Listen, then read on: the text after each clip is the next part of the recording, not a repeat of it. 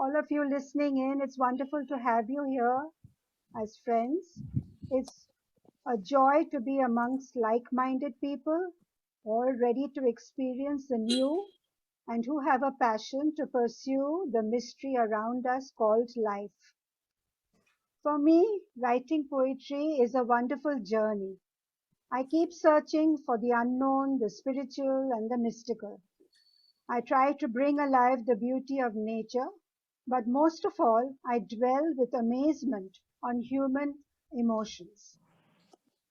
To quote Robert Frost the poet, poetry is when an emotion has found its thought and the thought has found words.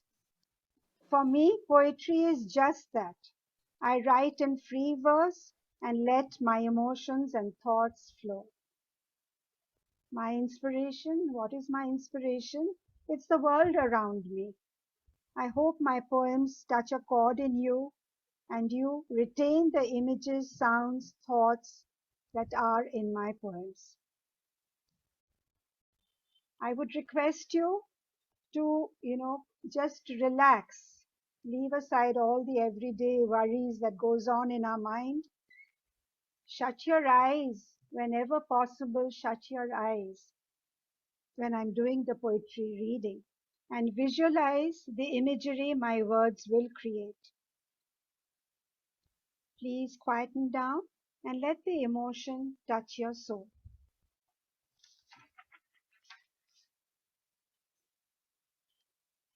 Poetry Wildcat. That's my first poem and will tell you a little bit more about my passion for poetry. Poetry Wildcat. I find poetry everywhere. All I do is stand and stare, touch the pulse points of the air, let the winds play in my hair. I dream, I dream. Untie the ribbons that hold my words and let them drift into rainbow-colored streams. I light the candles in the dark, watch the shadows play, turn to hope and emit sparks. I paint pictures with the eyes of my soul, let my heart skip into poetry beats. I let them ring and hum like vibrations on a prayer bowl. I let words flutter like butterfly wings, listen to the birds sing. I find poetry everywhere. In the salt of the sea and the sand we share, I find it when we sit on the swing, laugh like kids as we bring in happiness. I wait for the cold fog to roll in, smell winter fragrances in the air, find poetry in the sparkling embers, in coziness, holding hands with you, in sleeping and waking, and walking on the sparkling dew. Poetry and I play hide and seek. Thoughts of you linger like promises, whisper and peek. Every word of yours touches my soul, brings in mornings, keeps me going. I find poetry in soft moonshine, transparent but there, like a touch out of nowhere. I find poetry everywhere. I find poetry everywhere. In the streaks of pink dawn, in the magnificent dusk skies, in autumn leaves drifting down, in the migratory birds' flight, their trusted belief across the miles. I find poetry in your arms holding me tight, in our silence, in this the perfect match, when we lay and watch the shooting stars flash, let them drift, glow and splash. I find their perfect words reflected in our eyes. Poetry creeps out from everywhere. It is the very pulse of life, my inward glow.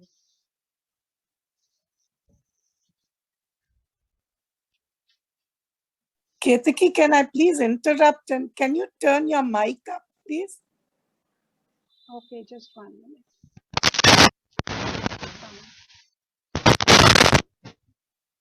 Maybe I should speak louder because I think it's at full. Right? Okay, I'll speak louder. The name of my second poem is Parijat or Shiuli, as the flowers are known in Bengal. The flowers bloom at this time of the year during the Durga Puja. This particular poem is about a little girl and her grandmother, and it's a true life experience, as are most of my poems. Shiuli. In the inner courtyard of a crumbling, sprawling mansion of many rooms, many ponds, and many gardens, the Shiuli flowers in abundance bloomed. In that season, touching the last of the rains, peeping at early autumn days, in that courtyard with bricks once red, now damp and emerald moss green, in privacy away from prying eyes, the Shiuli flowers bloomed. Every morn the carpet of blooms lay, white with orange stems, making patterns gay.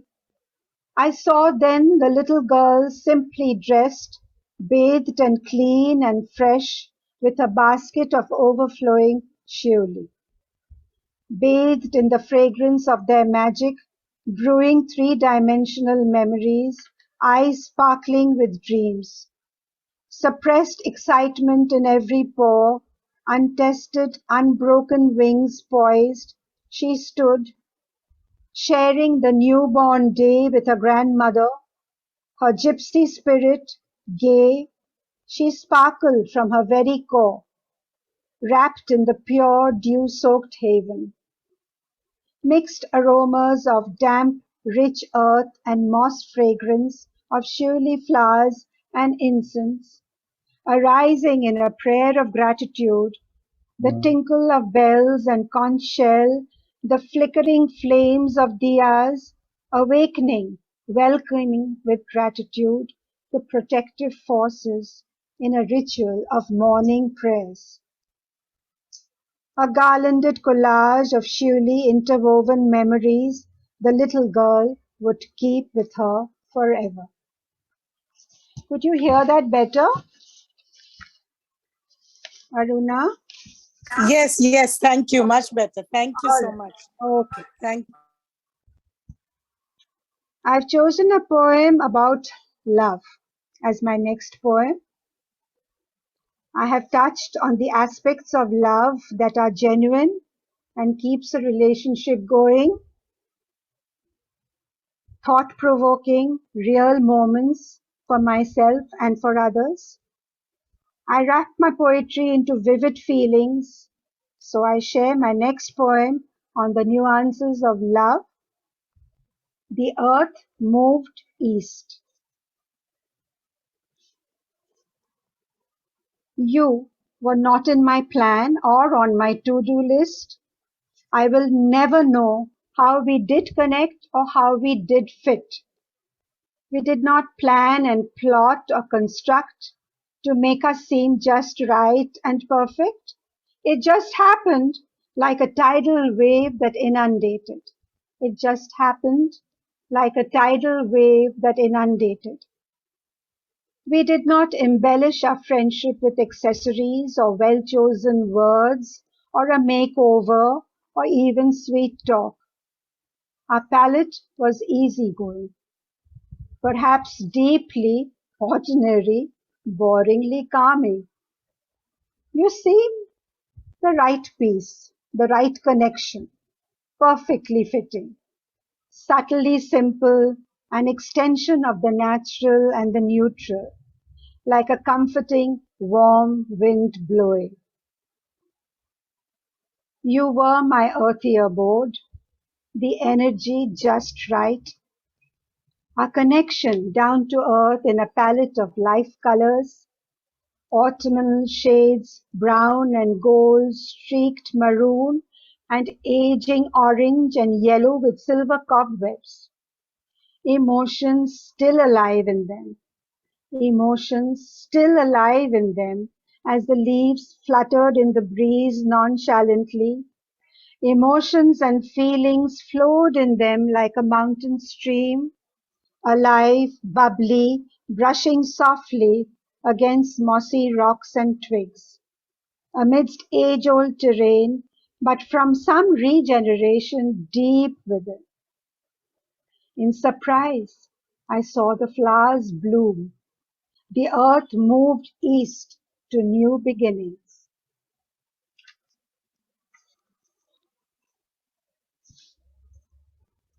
I hope this next poem, which is called Shadow Thoughts, will take you to old cities with domes and turrets and perhaps some crumbling walls, sounds of ghungru bells, smell of attar, songs of folk singers. It could well be this city of Hyderabad.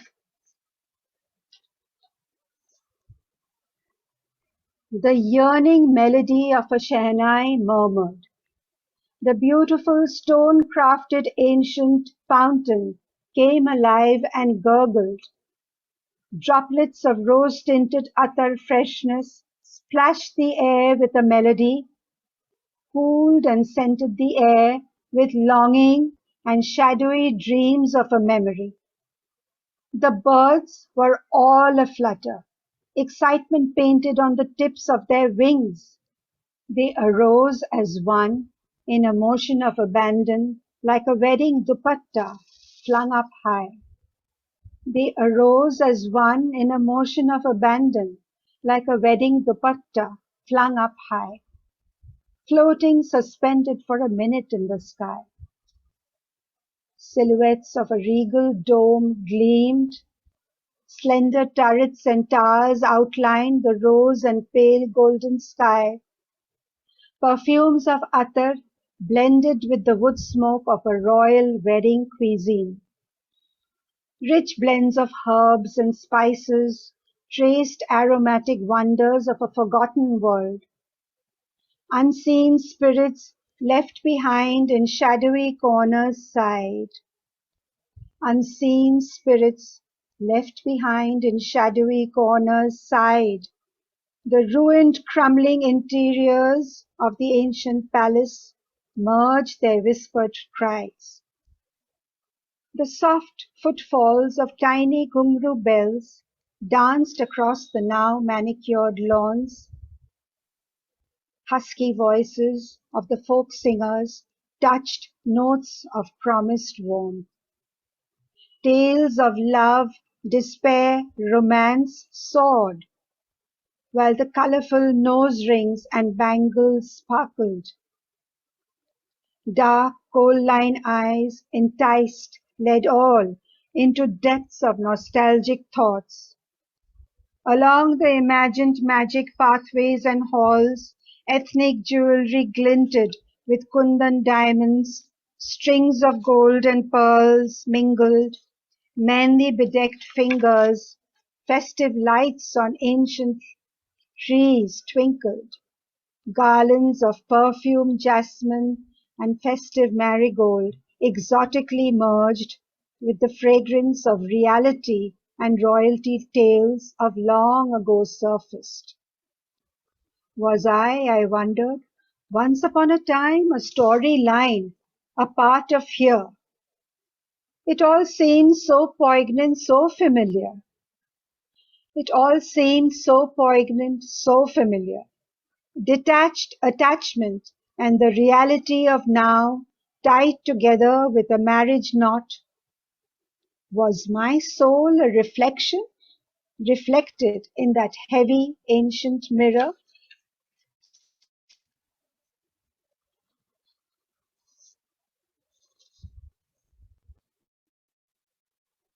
I come to my next poem, A Merging.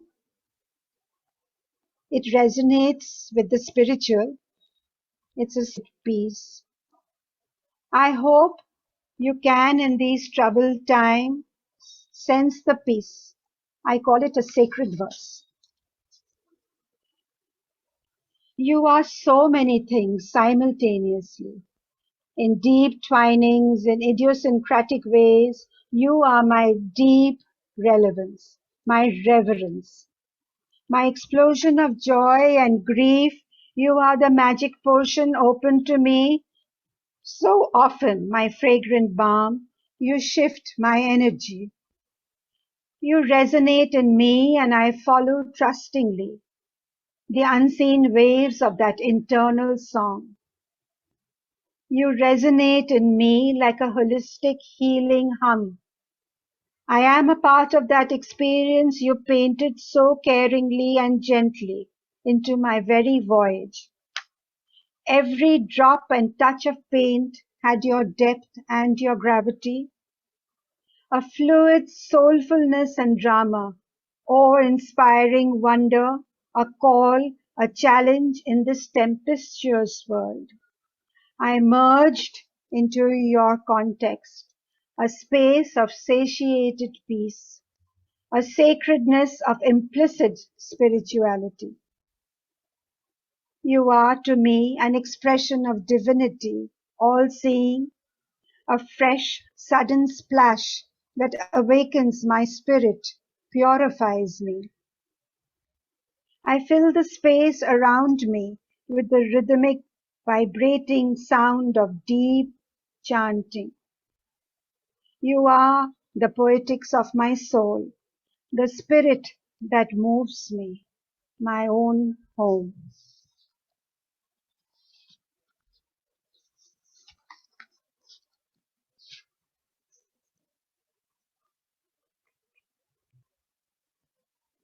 I come to Bengal.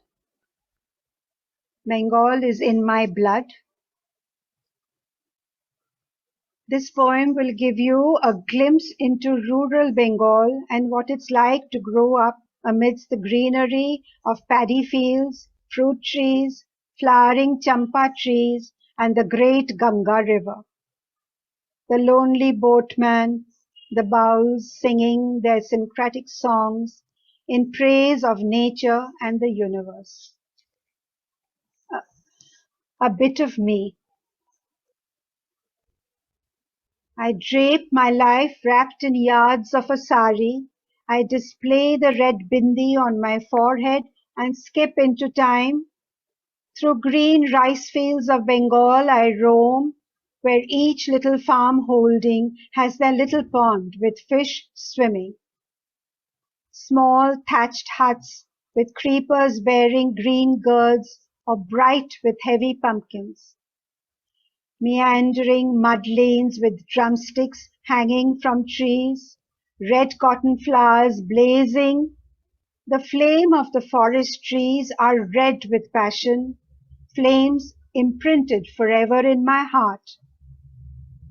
Eventide, when the homeward bound cows stirred up the golden dust haze, the tinkling of bells created an unworldly music. Cowherds and cows knew their way, knew home was near, not far away. I remember the April thunderclouds, the life-giving rain that pelted down and would sting my upturned joyful face, the boisterous wind that would lift trees, branches, leaves, and the placid river would then rage, burst open the seams of the land, overflow alluvial silt, create new rich farmlands. When, on hot summer days, I ran out of steam, rested sprawled under a banyan tree, under its coolness, fell fast asleep, listening to bird songs, such an abundance of feeling would touch me. Such an abundance of feelings would touch me, wrapped in the simple, the ordinary, the beauty, in an innocent I cherish, and I want to pass that on. Fresh flowers in oiled hair, sugarcane juice dripping, luscious mango and red sweet watermelon quenching summer heat and thirst. I remember my breath catching as I watched the full moon rise on the river bank, setting ablaze the tall white grass flowers, transforming the world into a wonderland. The aching ghosts in my heart as I heard the wistful songs of a lonely boatman. I would sit and dream, just yearning without really understanding. I responded to something deep inside me. I responded to something deep inside me. I would hear in my soul the sweet music of the homegrown flute, the strains of the sitar, the plaintive shehnai that wove magic on poignant days of weddings, from dawn till dusk mingled with fragrant flowers. The one-string guitar sounds and beats as the travelling minstrels, orange-robed, with flowing hair, sang of a syncretic way of life. I gathered those songs like children gathered pebbles. I gathered those songs like children gather pebbles, scattered them in a game over and over and over again. I stored them, and I think strung them around my heart. I shut my eyes momentarily, and fragrances fill me, sandalwood and musk, jasmine, marigold, champa perfumes embrace me. Memory is antidote to love, when the heart and her senses recall deliciously. I carry a great river in me. I carry a great river in me. I slip through crevices in time and float on a bamboo boat down the river Hooghly. A little oil lamp is lit daily. Evening, the divine is remembered. Every evening, the divine is remembered. I float with poignant memories till I merge with the Ganga river and thus to the sea. I tremble gently as I break my shackles and empty myself into this great sea. I take my home to the world, set my heart in tune, encompassing love and harmony and unforgettable memories.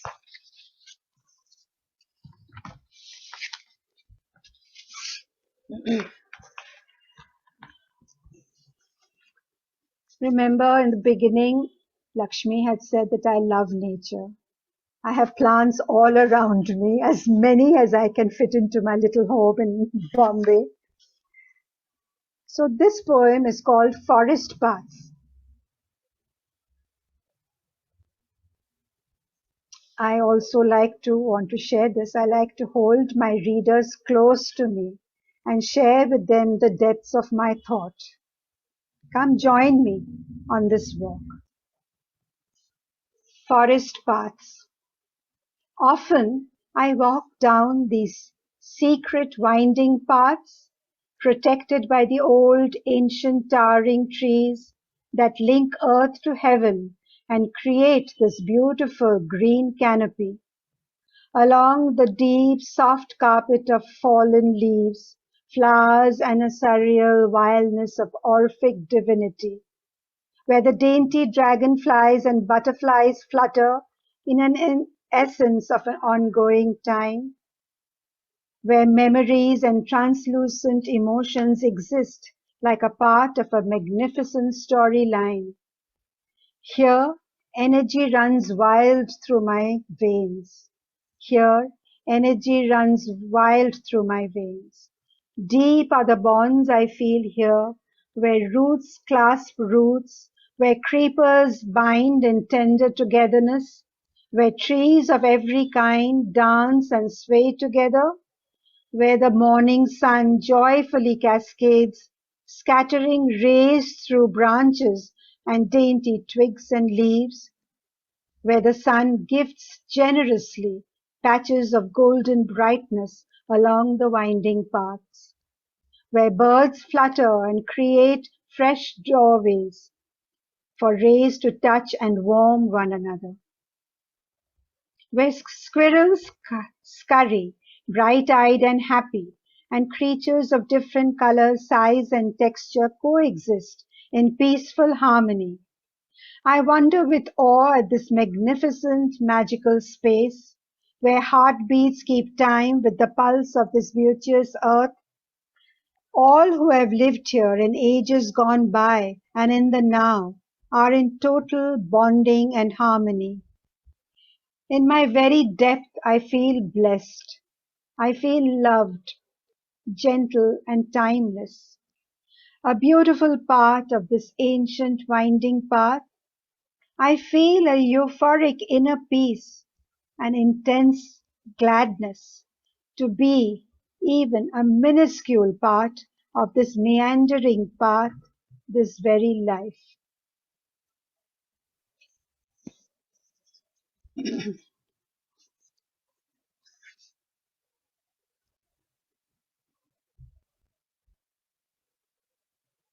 The full moon fascinates me.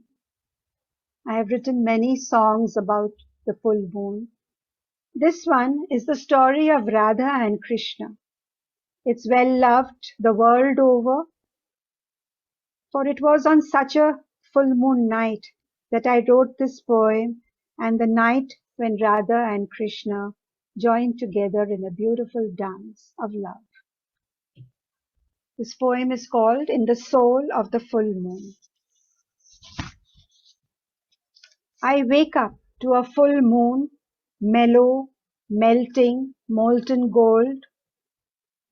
She hung in space majestically, mysterious in an orb of mythological memory. She fills my soul with happiness, for this is the auspicious day of Holi.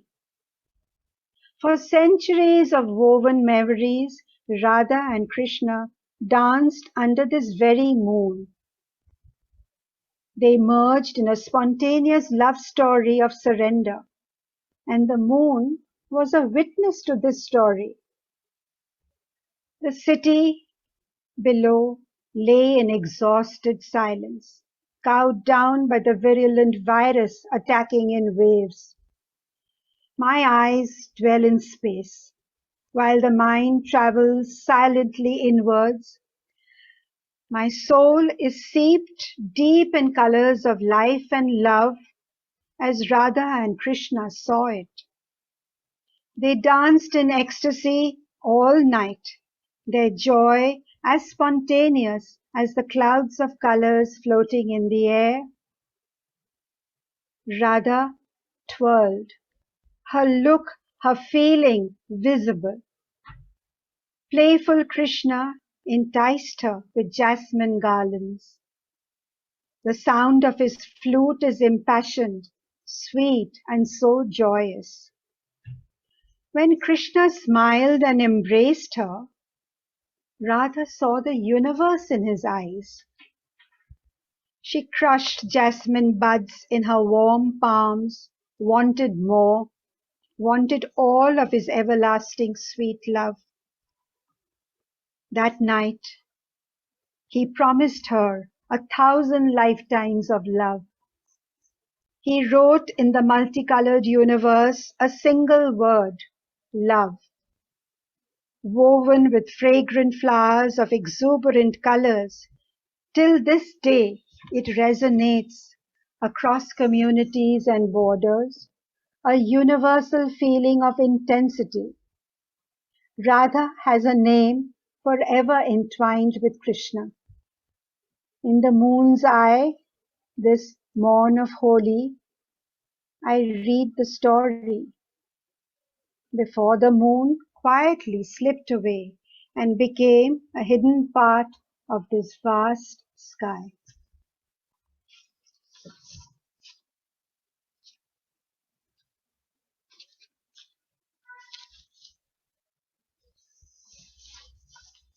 This poem is about migrants. Change is the only constant in life, the only permanence really. Our ancestors often left their homeland, continents too, and moved to fulfill their dreams, as we do too. I give you the next poem, Migrants. Lest we forget, we are all migrants. Like the ever-moving clouds, we are displaced in flowing airstreams. If truth be told, innumerable intimate stories mankind has written out of this very same restlessness. Adventurers, refugees, conquerors, migrants, choose your words. Paint them with resilience and pain, curiosity and awe. Heritages have been transferred with smiles and tears. Brown, black, yellow, pink migrants, black and white fairy tales interwoven with colored threads. In a tapestry woven across land and race, facts and fiction tales, defying daring expectations with the minds jumping out of boxes, singing, speaking, storytelling, winging across, migrating like birds in instinctive flight when the time is right. We break free and fly.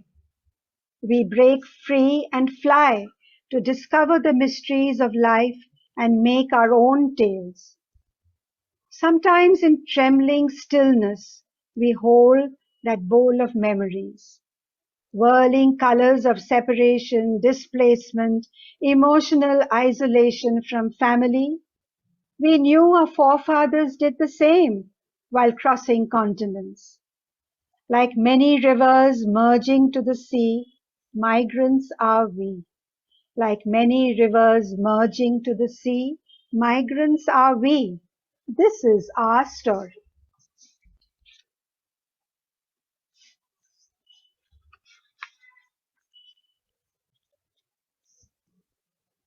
I come to the last poem. It's a very special poem for me. I love this poem. And in this poem, I offer you love, peace, and beauty. May you take all this with you when we depart from here. The name of this poem is In Stillness. All I can offer you is love in stillness. All I can offer you is love in stillness. In all its multi-dimensions, in a world of hurricane frenzy, uncertainty, and sonic restless crackles, in a relentless drizzle of dead leaves, faded flowers, unkind words, and cold showers. Lean then on this verse without shame. Lean then on this verse without shame. Let this love in all its purity be the net to filter dirt and grime, gritty sand that hurts and blinds, hold at bay insanity of the mind. I have nothing to give but love, to fill those empty spaces you so often encounter, those hollows that the wind wants to plug with nothingness. Let me heal the lacerated beliefs with endless meaning. When chilly winds blow over paths not easy to tread, let my love shadow the harsh, light the dark.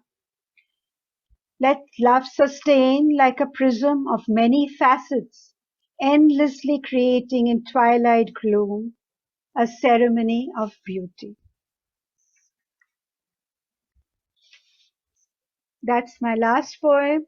I just want to add that all these poems are on a book I'm working on, which is called Wood Smoke and Embers. Most of them are from that book, and I think it will be ready next month. I hope you enjoyed the poems. Thank you. Lakshmi, I'm with you now. Yeah, I think we should open it up for questions. Yes. I, if there's anybody wants to ask. Right? You sort of swallowed that. The last word. The last word was, I'll tell you. Sorry. A ceremony of beauty.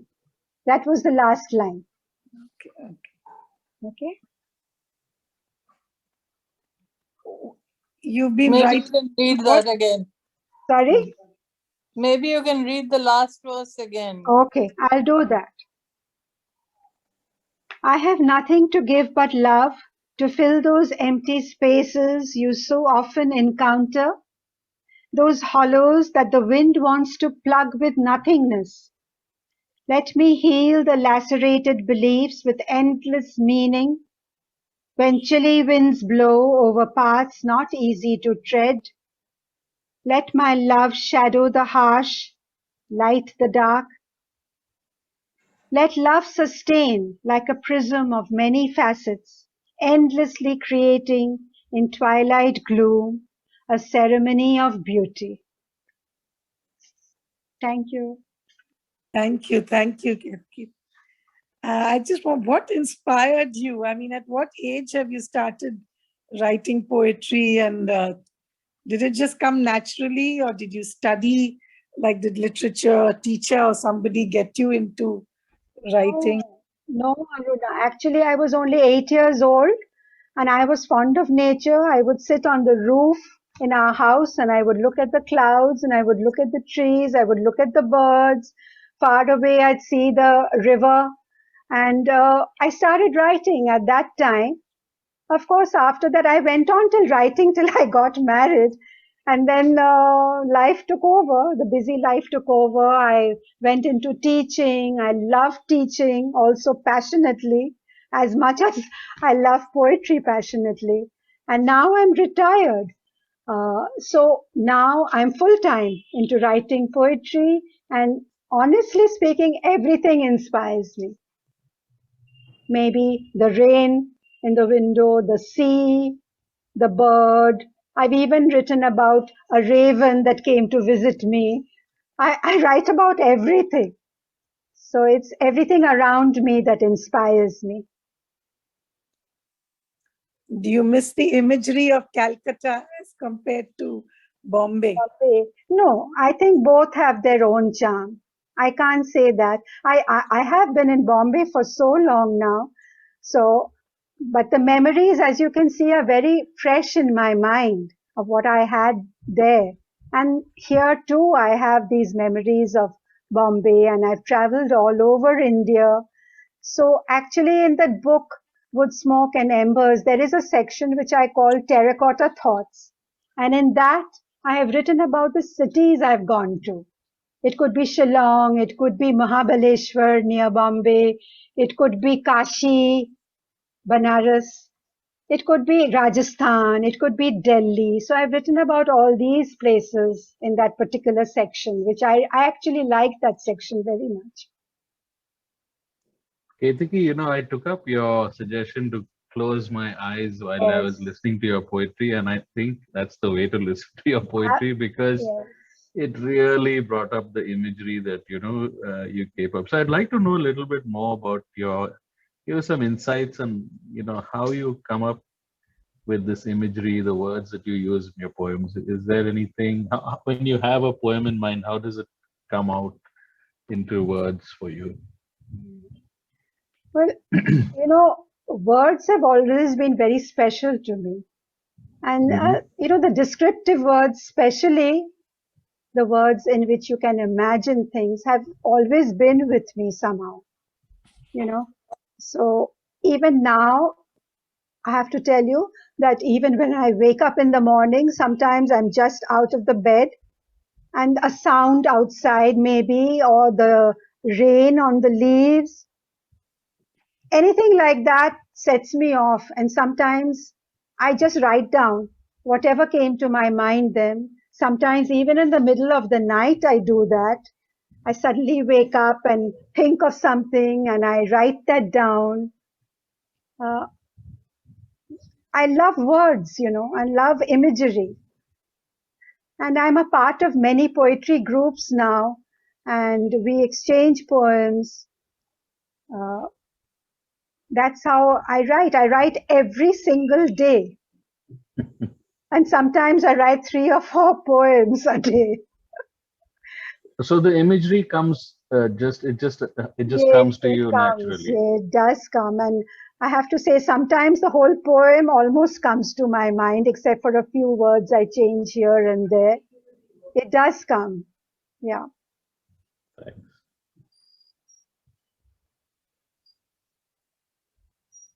Would anyone like to ask? I think Subbarao is saying something, but he's on mute.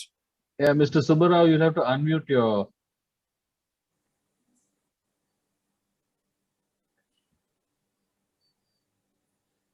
He's still muted. Yeah, you're still miss. Uh, The title is Terracotta. We can Yes. hear you now. Yeah. What inspired you to title it as Terracotta? Because, terracotta is mud. Somehow it's the mud of my land. That section is all about India and Indian cities. That's what actually inspired me. What provoked me to ask that was, I am a ceramist by profession. Ah, okay. And Oh, terracotta has gone so deep. Now you find terracotta jewelry also. yes. Previously it was all artifacts. So I was That's, just wondering yeah, why you have inspired yeah. terracotta. And in every way, first, the fact that it's the mud of India. Yeah, Second, it's that I love nature. And yeah, very often I'm planting trees in the mud. The Ganga River, the silt over there, which is so rich. yeah. So that's the reason. Good. That's an interesting question, sir. Thank you so much for that. Jayanti has given a message asking if you will share some poems on children for which you are renowned for. Yes, I wouldn't mind doing that.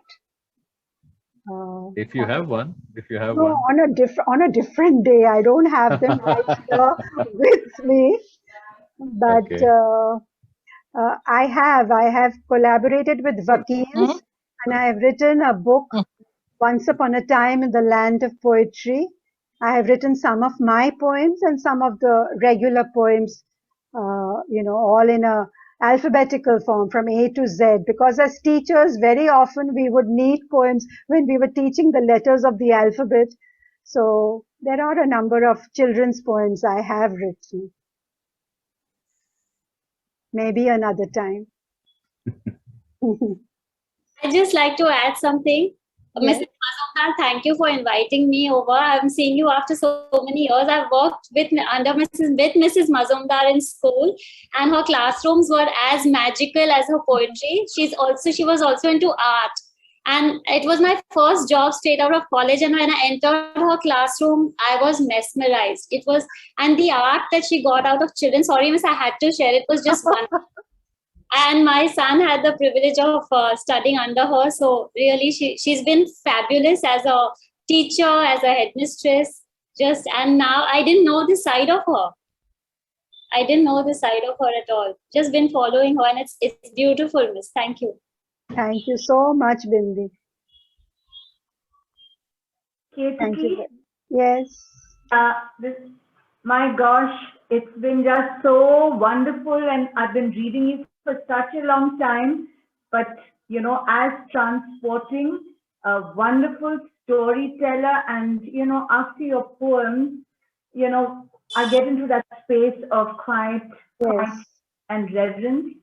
And I can see the artist in you, the musician in you, and I think such a keen observer of the world around you. I think you've made us so sensitized to, picking up the nuances of so many things that are going on around us that we may just overlook. But it's been such a wonderful experience, and what a lovely, session of poetry reading. Thank you for inviting me, Kate. Thank you, Priya. Thank you so much for joining us here.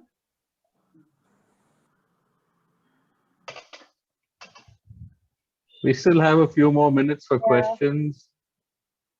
You can unmute yourselves. I think several of you are muted.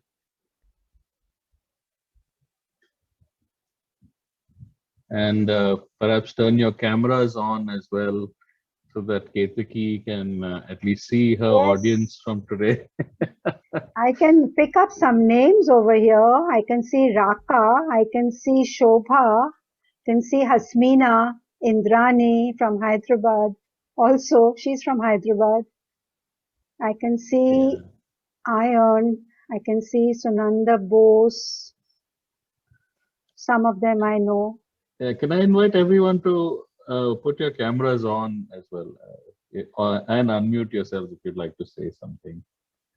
We still have about 5 more minutes before we wrap up.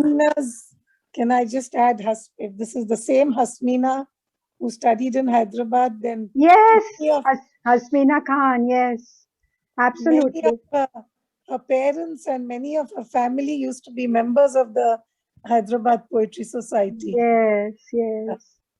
Yeah, she and I, we've known each other for a long time now. So it's good to have you here, Hasmina. Thank you. Thank you. And it's been such a wonderful session, Mrs. Majumdar. We really enjoyed listening to you and listening to your lovely poems, and what a lovely person she is. We've known her for many years, and she exudes so much warmth, and we are so happy to be associated with her one way or the other. Thank you, Hasmina. Hasmina, can't see you, Hasmina. Yeah, my camera is on.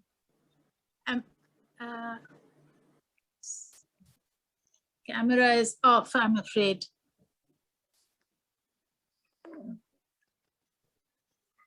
Does anyone have any more questions? Or can I ask Mr. Hariharan to please take the mic? Hariharan, you have to unmute yourself. Hariharan, you're muted. Perhaps not muted, but Can't hear. not connected. Can you We connect can't your hear headphones? you.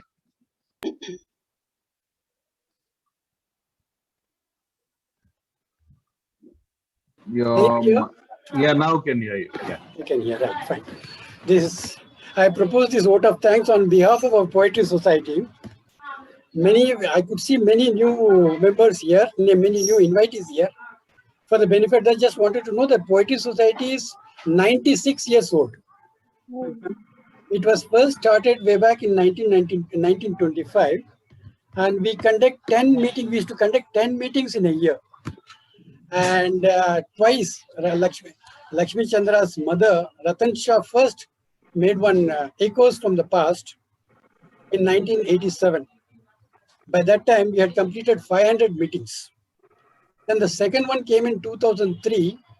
And in that 2003, we covered something around, added another 150, 160 poetry more. So 680 meetings we had already had. And as of February 2020, just before the pandemic, we have had our 816th meeting. So, except for during the Second World War time and during this 1948, 56, about 5-6 years, we did not conduct any meeting. Otherwise, regularly we used to conduct 10 meetings in a year. And even in this 2020, during the pandemic period, we conducted about 2-3 virtually. And 21 is on. Philip Joshua, secretary, very indefatigable, I can say. We enjoyed Mazumdar, Ketaki Mazumdar, we enjoyed your poetry. And personally, I like the 3 poetries of yours. The second one, The Flower, the Bengal, and that Forest Bird. Very nice, very impressive. We all enjoyed.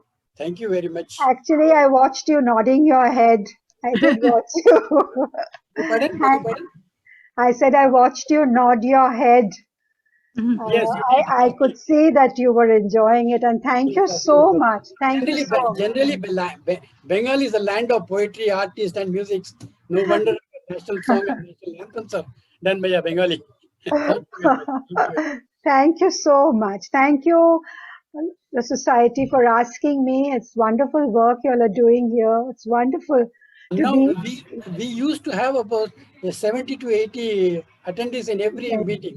Yes. Now it has considerably reduced. Yes. We have to revive this. Jayanti and Philip Joshua should take the lead now. Hmm. Thank you. Thank you so much.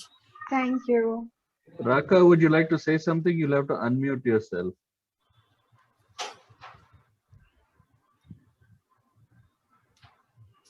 But, can you hear me? Yes. Yeah, we can hear you, but your camera is turned off. Anyway, no problem. Oh, no, just a sec. Let me, sorry. Yeah, I know. Now you're back. Okay, great. I have a special relationship with Ketaki Mazumdar. She's actually my aunt, and and I've always been an avid reader of her poems. You know, not that I can, like get down to following her every day or every time she writes, but yes, what really strikes me about her work is her imagery, because it's something that kind of resonates with me, because I myself am a painter, and it's almost like when I read her words, I can actually imagine or see, those objects or those things that she's talking about floating in front of my eyes, and it's something very, very inspiring for me. I mean, I could probably make a painting out of a whole poem of hers, that's how it inspires me, really. So, I mean, wonderful reading your poems, Mashi. Yeah. And also, what really I liked today amongst the ones that you read out were the ones on Shiuli, love, and of course, the one on Bengal. Yes, I could resonate with that because I'm from Kolkata. So that way. Thank you. Thank you. We have a comment from Nandita Dogar.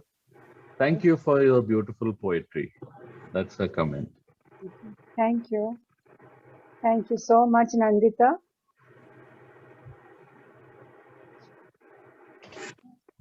So we are at 7 o'clock, and we are very prompt on starting very and prompt on closing. time, right? So Shall we close? we can close. Thank you very much, Aruna. Ketaki. Thank you very much. Thank you. It was a lovely Thank you, everybody. Bye. Bye, everybody. Thank you. It was a pleasure. Thank you for joining. We Bye. will, Thank you and good night. Good night. Good night. Your Thank images you. with us tonight. I said we'll carry your images with us tonight. Yes, please do. Please do. Dream about them. Looking at. Thank you so much. Thank you. Bye. Good night. Good night. Thank you.